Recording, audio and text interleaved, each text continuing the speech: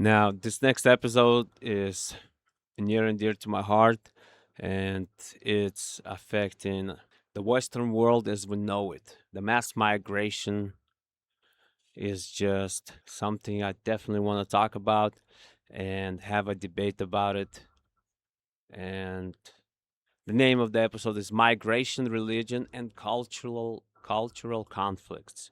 European integration challenges with Muslim majority immigration. Welcome, folks. This is the Rusin Kash Show. I'm your host, Bam Bam, and welcome to today's episode where we're tackling one of the most contentious and emotionally charged topics in contemporary Western politics: large-scale immigration from Muslim majority countries to Europe and the challenges it has created, as well as the United States. This is a topic where honest discussion is often difficult because people fear being labeled as bigoted on one side or naive on the other side. Our goal today is to look at the actual evidence, the real policy changes, and the measurable outcomes, as well as the genuine tensions that exist, lay them out, and maybe come up with a solution or how we can go about it as we move forward in our future. We'll examine this in two parts.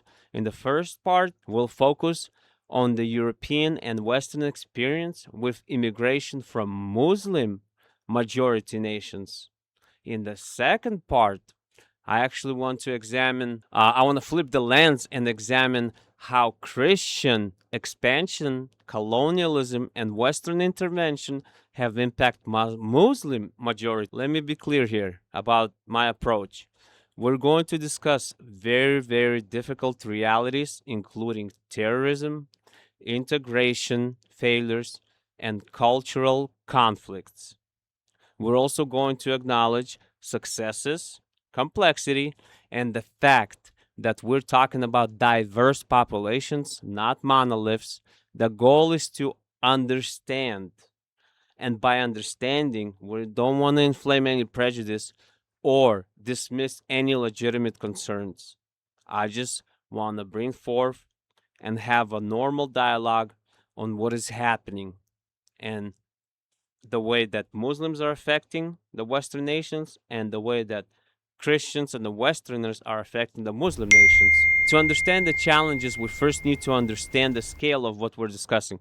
Between about 2000 and 2020, the Muslim population in Europe grew significantly through both immigration and higher birth rates. According to Pew Research Center data, the Muslim population in Europe was estimated at approximately 26 million in 2016, representing about 5% of the total European population.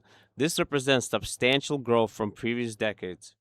The largest Muslim populations in Europe are found in France, with an estimated 5 to 6 million Muslims, comprising roughly 8 to 9% of the population. Germany, with approximately 5 million Muslims, and the UK, with around 3 million.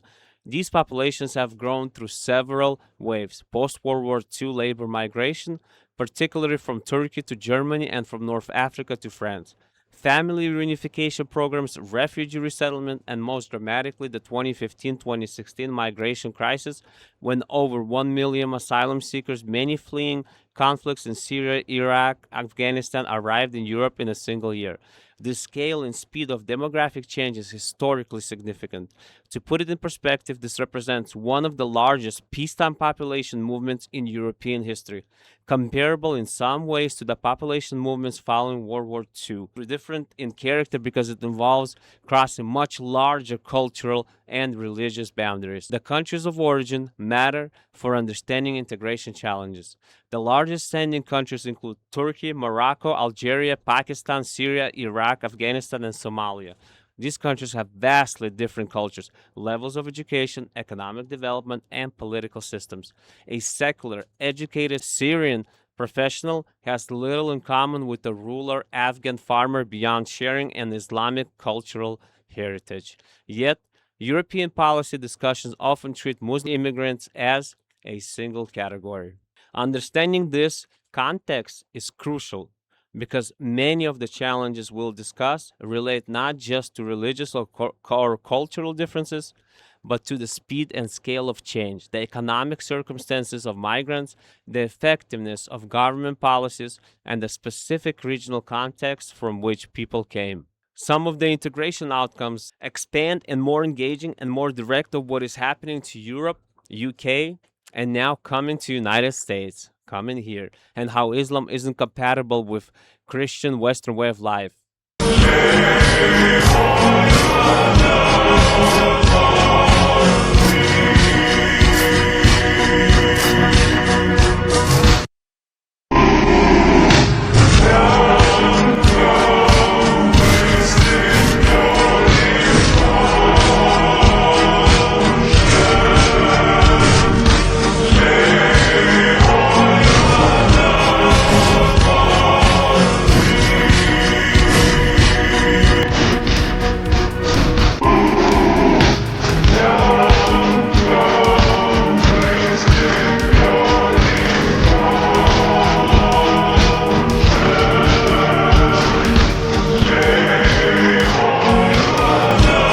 This is the rules and cash show. Bam bam, calling shots like a maestro. This is the rules and cash show, where the wild and the crazy grow.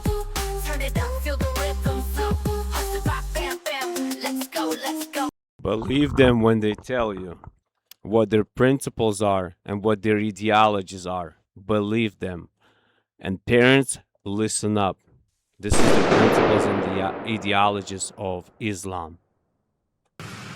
And if the court of law, if hypothetically you rape a girl and you murder her, and if the court of law in this world cannot prove, and then you truly repent, will Allah forgive you? And you say most probably Allah will forgive you. And you're right. If you have committed rape and murder, and if you truly repent and ask for forgiveness, as I told, there are 5 criteria required for forgiveness. Number 1 is you admit what you have done is wrong, that the sin that you have done is wrong, admit it. Number 2, see to it that you stop it immediately. Number 3, see to it that you don't do it again. Number 4 is that you ask forgiveness from Allah subhanahu wa ta'ala. If all these criteria are fulfilled, inshallah will forgive you. Even if you have committed rape, which is a major sin, and if you have You forgot that murder is a major sin. it's a major sin. But if you truly repent, Allah will forgive you. As we know, Allah is Rahman Rahim. Now coming to the second question, that is this not injustice to the girl who was raped and murdered? And I would say no.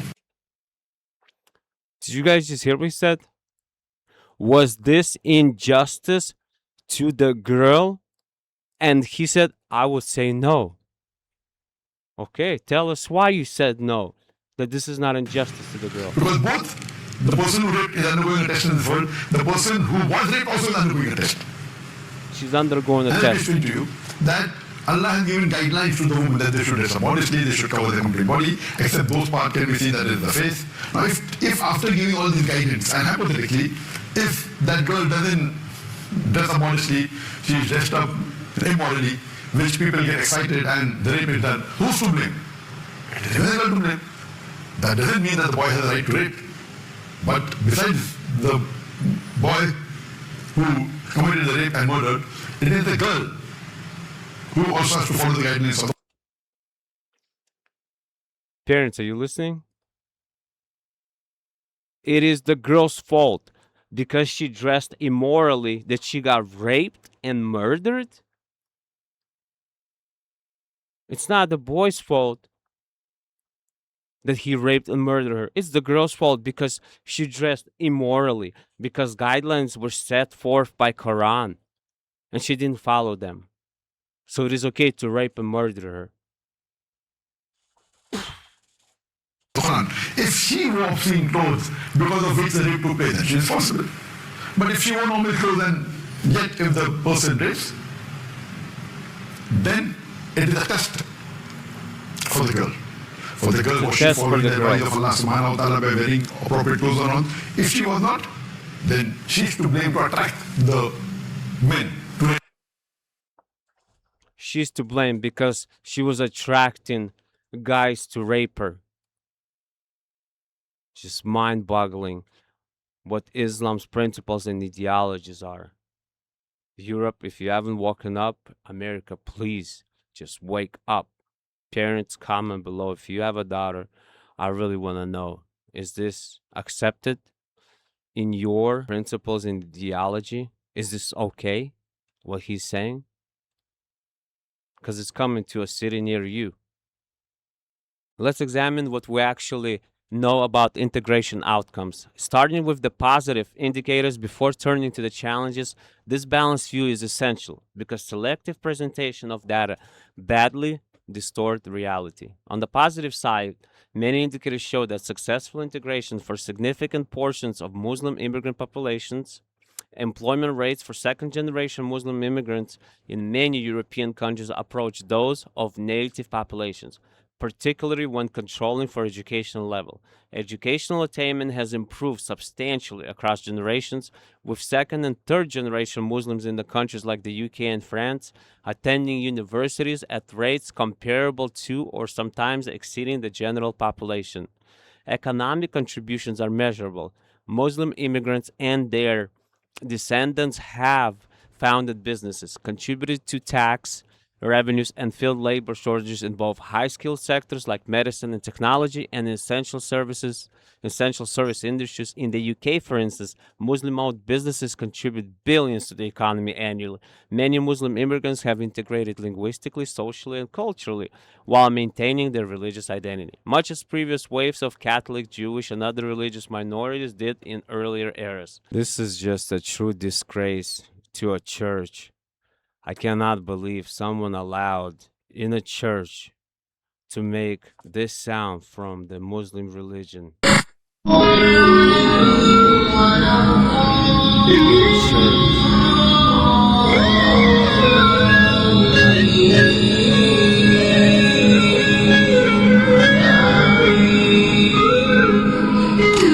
However, aggregate statistics mark significant challenges and disparities. Unemployment rates among Muslim immigrants in several European countries remain substantially higher than national averages, particularly in France, Belgium, and Sweden. In France, unemployment among residents of the heavily immigrant Benelux has sometimes reached 25 to 35%, more than double the national rate. Educational outcomes show a troubling pattern where while many succeed, others are concentrated in underperforming schools with high dropout rates. Housing segregation has created ethnic enclaves in many European cities. What the French call banlieues, the British call parallel societies, and in what in Germany are sometimes termed problem neighborhoods. These areas often feature high unemployment, poor infrastructure, limited opportunities, and increasingly serve as self contained communities with minimal interaction with the broader society. Cities like Malmö in Sweden, Molenbeek in Belgium, and various districts in Paris, Birmingham, and Berlin exemplify this pattern. Language acquisition remains a significant barrier, particularly for first generation immigrants, and especially for women. Studies in Germany found that even after many years of residence, significant portions of Turkish immigrants had limited German language ability, which severely constrains economic opportunities and social integration. Perhaps most concerning from a social cohesion perspective are polling data on values and attitudes. While many Muslims in Europe hold views compatible with liberal democracy, substantial minorities express perspectives that conflict with core Western values. Polling by organizations like Pew Research, Policy Exchange in the United Kingdom, and various European institutes has found that significant minorities of Muslims in Europe favor making Sharia law the official law, oppose homosexuality, support traditional gender roles that limit women's autonomy, and express sympathy for or at minimum understanding of violent extremism. What more needs to be said? To give specific numbers from various polls conducted in 2010s, surveys found that roughly 20 to 40% of Muslims in several European countries supported making Sharia the official law of the land, though the understanding of what Sharia means varied enormously. On homosexuality, majorities in several European Muslim communities expressed the view that it should be illegal, contrasting sharply with increasingly liberal attitudes in the broader European population. On gender equality, many Muslims support equal rights. Substantial minorities support traditional arrangements where men have authority over women in family matters. These polling numbers require careful interpretation. They don't represent the views of all Muslims. They vary significantly by country of origin and generation, and similar polling about Christian populations in earlier eras would have shown comparable conservatism on many issues. However, they do indicate that value conflicts exist and that the assumption that liberal democratic values will be automatically embraced across generations is not borne out by the evidence that I see from doing research and from all these other journals that try to write about it, is that they seem to compare directly the Western way of living to the Muslim way of living. The thing is that in Islam, your political, economical principles, your everyday, day to day principles are exactly the same, governed in one place.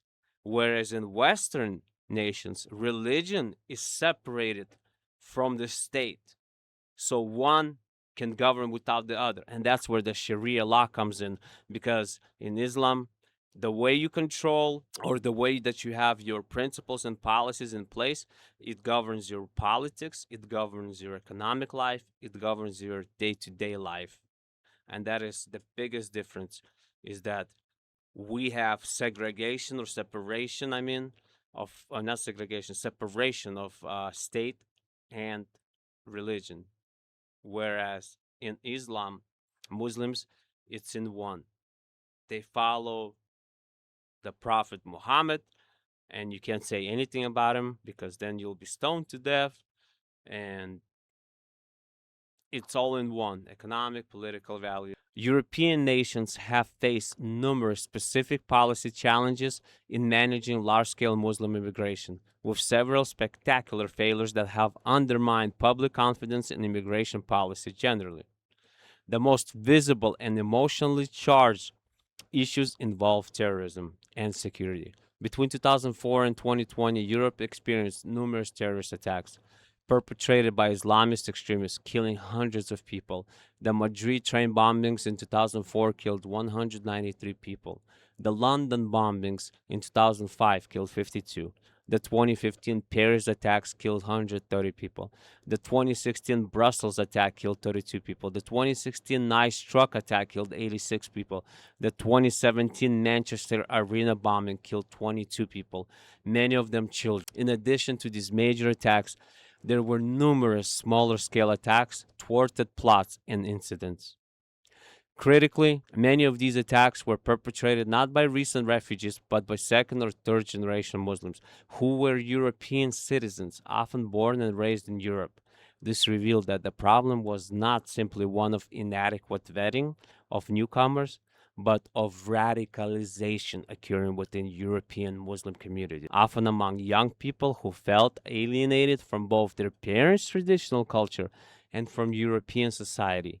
The emergence of neighborhoods where extremist ideologies could flourish, where foreign founded mosques promoted hardline interpretations of Islam, and where young men found meaning in violent extremism represented a profound integration failure. Security services were often overwhelmed. Intelligence agencies knew of many perpetrators before they attacked, but lacked resources to monitor the thousands of individuals flagged as potential extremists. The 2015-2016 migration crisis exacerbated these challenges as the sheer volume of arrivals made through security screening nearly impossible. Sexual violence and cultural conflicts around gender relations have proven particularly inflammatory. The most notorious incident was the 2015-2016 New Year's Eve attack in Cologne, Germany, where coordinated groups of men, many identified as recent migrants from North Africa and the Middle East, sexually assaulted and robbed over 1,000 women. Just wrap that around your head. And I'm going to repeat it again. In Cologne, Germany, In the 2015-2016 New Year's Eve attack, coordinated groups of men, many identified as recent migrants from North Africa and the Middle East, sexually assaulted and robbed over 1,000 women. Similar incidents occurred in other German cities, and in Sweden, these attacks confirmed many Europeans' worst fears about cultural incompatibility around gender relations and women's rights. Sweden has experienced significant increases in sexual violence, with police and researchers identified correlations with immigration from certain regions, though the exact numbers are disputed because Swedish authorities have been accused of downplaying or obscuring data for fear of fueling anti immigrant sentiment. This itself became a scandal, as the perception that authorities were hiding uncomfortable truths for political reasons undermined their trust. Beyond dramatic incidents, there are ongoing tensions around practices like forced marriage, female genital mutilation, honor violence, and cousin marriage within some immigrant communities. British authorities have documented thousands of cases of forced marriage, often involving young women from Pakistani or Bangladeshi backgrounds being coerced into marriages arranged by their families. Honor killings, where family members murder women perceived as having brought shame on the family, continue to occur. The UK has struggled particularly with the practice of grooming gangs, where organized groups of men, predominantly of Pakistani heritage, in several notorious cases, systematically sexually exploited vulnerable young girls, often from care homes. The Rotherham scandal revealed that an estimated 1,400 children were abused over 16 years, while authorities failed to act, partly out of fear of being accused of racism. Similar patterns emerged in Rochdale, Oxford, Telford, and other cities. The failure to protect these children because of misplaced cultural sensitivity represents perhaps the most shameful example of political correctness trumping child protection. Educational conflicts have emerged around curriculum content, particularly regarding sex education, LGBT issues, and religious studies. The Batley Grammar School incident in the UK saw a teacher go into hiding after showing images of Muhammad in a religious education class, with protesters demanding his dismissal. Schools in Birmingham face organized protests by Muslim parents. These incidents raise difficult questions about whose values should prevail in public institutions. European nations have also struggled with what some term parallel legal systems, where religious authorities within Muslim communities arbitrate disputes according to Sharia principles rather than state law. The UK has numerous Sharia councils that handle matters like divorce and inheritance, while officially advisory. Critics argue they pressure Muslim women to accept unfavorable settlements, effectively creating a two-tier legal system where Muslim women have fewer rights than other British women. Come on, Britain, UK, wake up! Free speech conflicts have been severe. The Danish cartoon controversy in 2005, where cartoons of Muhammad published in Danish newspaper sparked violent protests against the cartoonists, demonstrated a clash between European free speech traditions and Islamic prohibitions on depicting the Prophet.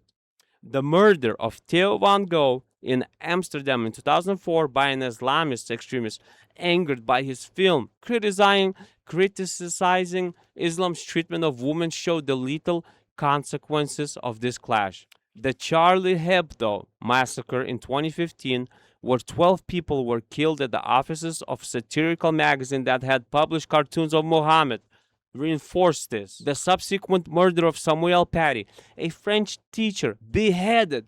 He was beheaded for just showing cartoons of Muhammad in class. Demonstrated that these threats continue on, and their ideology is just not compatible with the Western world. These incidents have created a climate of self-censorship in Europe, where publishers, media organizations, artists, and educators think twice before any content potentially offensive to Islam, effectively accepting a de facto blasphemy code that applies to Islam in ways it no longer applies to Christianity or other religions. This represents a significant erosion of free speech principles. The fiscal costs of immigration have been debated with different studies to reaching different conclusions depending on methodology. However, it's clear that in the short term, large scale refugee resettlement imposes significant costs for housing, language training, education, healthcare, and social services. Countries like Sweden and Germany spend billions annually at the height of the refugee crisis. Critics argue that those resources could have been used for citizens, while supporters know that over time immigrants become net fiscal contributors. Perhaps most damaging has been the loss of public trust in authorities and institutions. The perception that political and media elites were dishonest about integration challenges, that they dismissed concerns as racist rather than addressing them, that they prioritized the sensitivities of immigrant communities over the safety of their own citizens, and that they pursued ideological commitments to multiculturalism even when evidence suggested it was failing. It has fueled populism and undermined liberal democratic institutions. This is when the politicians they want to be politically correct and they don't want to actually tackle the objections and the problems head on. And this is what happens. Do you All right, so I just is this want to do acceptable to one you in your other city? Is it quick coming to point your on city near this. you? After my wife made the video about the call to prayer at the mosques going off at all hours of the day, really boil it down to just the main point of this argument that I think a lot of people aren't understanding, Americans alike, is that you can hear this point from people in the Middle East, from people here in America of the Muslim religion, and we got to believe them when they tell us. The point of this is they want to take over the majority of the population. There was 800 Muslims running for public office last year in the United States alone.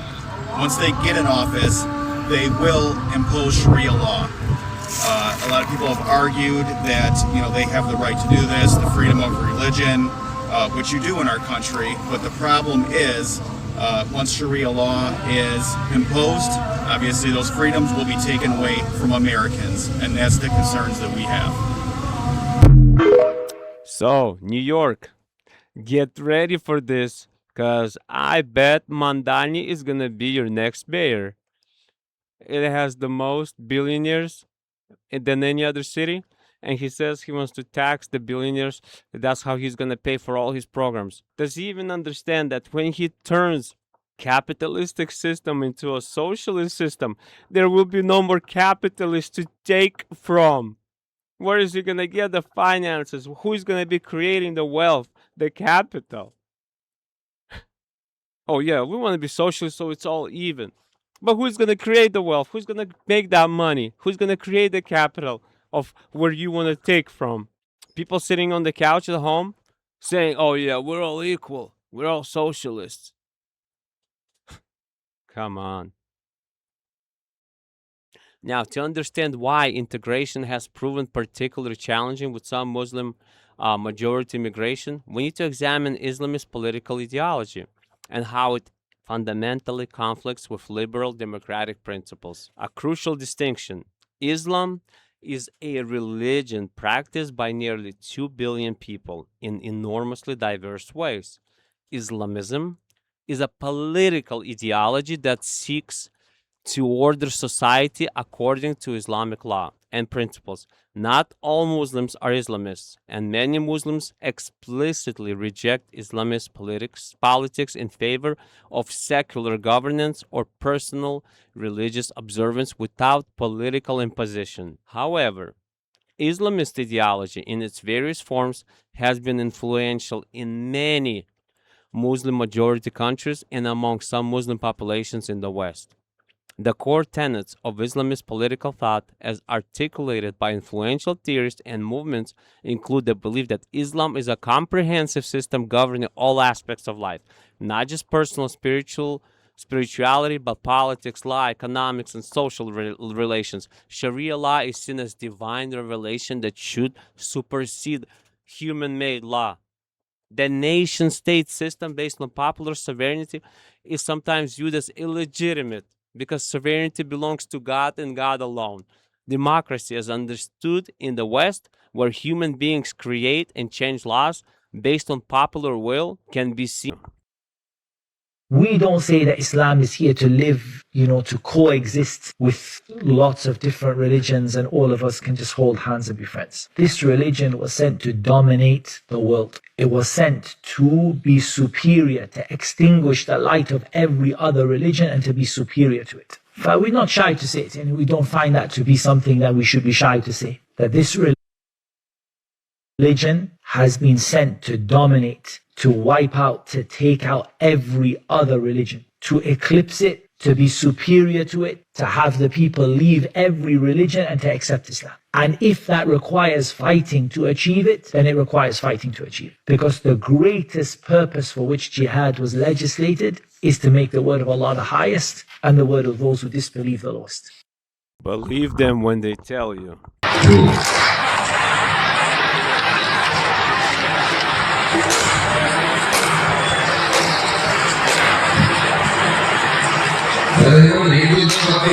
बच्चों को mobile ही नहीं दे रहे, इसलिए वो बात नहीं कर रहा, ऑफिसर बोल रहा है, ये तालिबे भी नहीं है, वो तालिबे भी नहीं है, साले भी नहीं है,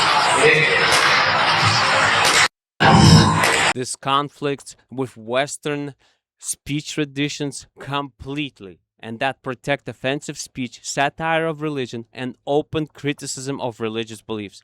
The violent responses to cartoons, films, and books critical of Islam demonstrate this clash. On gender equality, traditional Islamic law, as interpreted in conservative Muslim majority countries and by Islamist movements, prescribes different roles and rights for men and women. Men are given authority over women in marriage and family matters, inheritance rules favor men, testimony of women may be valued less than men's testimony in court, and women face restrictions on movement, dress, and behavior. While many Muslims interpret their faith in egalitarian ways, the predominant legal frameworks in most Muslim majority countries enforce significant gender inequality. This conflicts fundamentally with Western principles of equal rights. On sexuality, traditional Islamic law prohibits homosexuality, often with severe penalties, including death, in several Muslim majority countries today. This conflicts with evolving Western recognition of the gay rights. On political pluralism, Islamist ideology often views Islamic governance as the only legitimate system, making true pluralism where secular, liberal, socialist, or other ideologies compete on equal terms difficult. The concept of loyal opposition and peaceful transfer of power between parties with fundamentally different visions has proven difficult in many Muslim majority countries. On the relation between religion and state, liberal democracy emerged from struggles to separate religious and political authority, protecting both religion or religious freedom and state autonomy. Islamist ideology rejects this separation, completely rejects, viewing it as an artificial and harmful Western imposition that fragments the unity of Islamic life. Absolutely crucial to understand that these are ideological positions promoted by Islamist movements. They're not all views of all the Muslims. Some do embrace secular governance, gender equality, free speech, and pluralism. But as data shows, majority of them cannot separate the state from the religion because it goes completely against their beliefs. Appalling data suggests that support for implementing Sharia law, traditional gender roles, and restrictions on speech critical of Islam remain substantial among Muslim populations, both in Muslim majority countries and among most of the Muslim communities in the West. The challenge for integration is that if significant portions of immigrant populations hold these views, or if these ideologies are promoted in mosques and community institutions funded by foreign actors like Saudi Arabia or Qatar, then integration into liberal democratic societies becomes extraordinarily difficult. You cannot have a successful liberal democracy if large portions of the population reject its foundation principles. How much can I say? How much more can I speak? Now, by examining how Muslim majority nations actually govern, provides important insights into Islam's relationship with different political systems and helps us understand the political cultures from which many immigrants come from. The Muslim world encompasses approximately 50 Muslim majority countries with enormous diversity in governance. At one end of the spectrum are repressive theocracies and monarchies where Islamic law is strictly enforced. Saudi Arabia, until very recent reforms, exemplified this model, with strict Wahhabi Islam enforced by religious police, severe restrictions on women, no religious freedom for non-Muslims, and harsh criminal punishments, including public beheadings. Iran operates as a theocratic republic where elected institutions exist, but ultimate authority rests with religious jurists. Sharia law is enforced, and severe restrictions on freedom of expression, women's rights, and religious minorities are maintained. Afghanistan, under Taliban rule, represents the most extreme version of this, where women are virtually erased from public life. Education for girls is banned beyond primary school. All aspects of life are regulated by medieval interpretation of Islamic law, and brutal punishments, including execution, are commonplace. Gulf monarchies like the UAE and Qatar present a different model where modernization and wealth coexist with limited political freedoms and strict social controls based on Islamic principles, and heavy reliance on foreign labor subject to often exploitative conditions. These countries have liberalized somewhat in recent years but remain fundamentally authoritarian, with religion playing a central role in state ideology. In the middle of the spectrum are countries like Turkey, which for decades maintained a secular constitutional system while the majority Muslim population maintained religious identity and private life. However, even Turkey under Erdogan has moved in an increasingly Islamist authoritarian direction, demonstrating how fragile secular institutions can be in Muslim majority societies. Indonesia, the world's largest Muslim majority country, maintains a pluralistic democratic system and generally protects religious minorities and women's rights better than many Muslim majority nations, though problems exist and Islamist movements remain influential. Malaysia operates as a democracy with an interesting mix of secular and religious law, where Muslims are subject to Sharia courts for personal matters, while non Muslims use civil courts. This has created a two-tier system with ongoing tensions. On the opposite end are countries like Tunisia, which after the Arab Spring established a democratic system with strong constitutional protection for rights and freedoms, though it faces ongoing economic and political challenges. Albania and various Central Asian republics are Muslim majority but maintain largely secular governance. Several patterns emerged from this comparative analysis. First, stable liberal democracy has proven elusive in the Muslim majority world. Freedom House rankings consistently show most Muslim majority countries as not free or only partly free, with few rated as fully free democracies. The Arab Spring briefly raised hopes for democratization, but most countries either reverted to authoritarianism or collapsed into civil war. Second, where democratic institutions exist in Muslim majority countries, they're often fragile and contested, with Islamist movements representing major political forces seeking to implement religious law and restrict freedoms. Turkey's trajectory from secular democracy toward Islamist authoritarianism demonstrates this vulnerability. Third, religious minorities face this systematic discrimination in most Muslim majority countries. Christians in the Middle East have faced persecution, violence, and exodus. The Coptic Christians in Egypt, though about 10% of the population, face discrimination and periodic violence. Christians in Pakistan face blasphemy accusations and violence. Yazidis and other religious minorities have faced genocide at the hands of ISIS.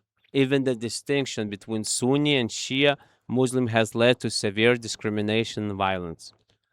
Fourth, women's rights lag significantly behind Western standards across most of the Muslim majority world.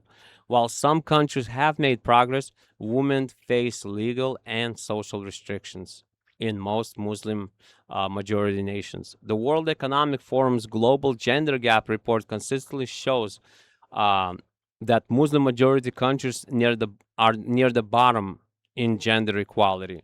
Fifth, freedom of expression and religion is severely constrained in most Muslim majority countries. Blasphemy law exists in many. Apostasy from Islam can carry death sentences. Criticism of Islam or political authorities is dangerous, and media is heavily controlled. What does this tell us about Islam's relationship with various political systems? The evidence suggests that while Islam as a religion is compatible with various forms of governance, the political cultures and institutions that have developed in most Muslim majority societies have struggled to establish stable liberal democracies with strong protections for individual rights, pluralism, and equality.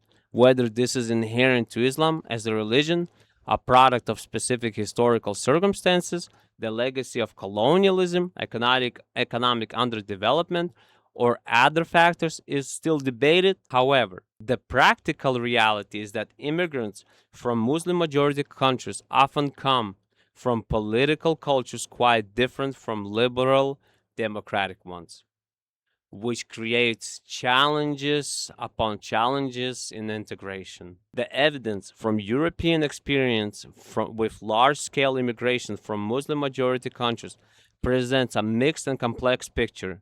There have been integration successes. Muslims have become productive citizens, contributed economically and culturally, and fully embraced European values while maintaining religious identities. There have been cases of those. However, there have also been significant challenges and outright failures. Security threats from Islamist terrorism, while statistically rare, have been psychologically devastating and have undermined public confidence. Integration challenges, including unemployment, educational gaps, housing segregation, and value conflicts, indicate that successful integration is not automatic nor inevitable.